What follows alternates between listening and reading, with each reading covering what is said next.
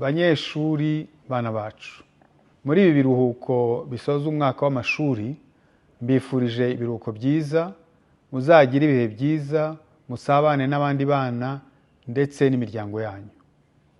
Ndabashimira umuhate n'umurava mwagaragaje mu masomo yanyu uyu mwaka wose.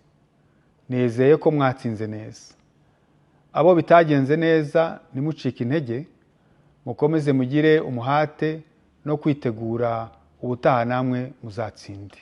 Kubagenewe kuzajya mu masomo nzamura bushobozi, benshi muzi nka remedial program, ndabashishikariza kuyitabira mushyizeho umwete. Ibiruhuko ni umwanya wo kuruhuka no gukina, mukaganira n'ababyeyi banyu, by'umwihariko ku ndangagaciro na kirazira by'umuco nyarwanda. Mutibagiwe kubafasha imirimo mushoboye yo mu rugo. Rwose kandi mwirinde ubunebwe. Mu biruhuko nanone mukwiye gukomeza gusoma ibitabo, gukurikira ibiganiro nyungurabumenyi byaba ku maradiyo, televiziyo ndetse n'ahandi hose byaboneka. Babyeyi dufatanyije kurerera u Rwanda, turabashimira uruhare mukomeje kugira mu burezi bw'abana.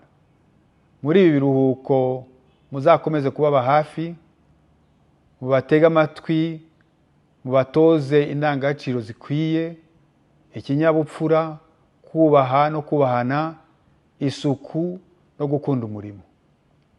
Barimu, barezi, ndabashimira ubwitange mukomeje kugaragaza mu kwigisha no kurera abana b'u Rwanda.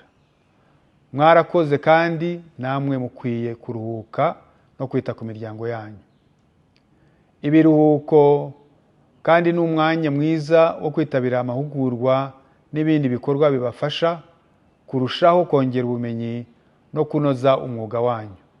By'umwihariko ndabashishikariza kwitabira gahunda yo kuzamura ubumenyi mu rurimi rw'Icyongereza mwigishamo.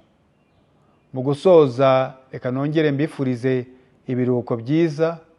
Enjoy yourselves and have fun.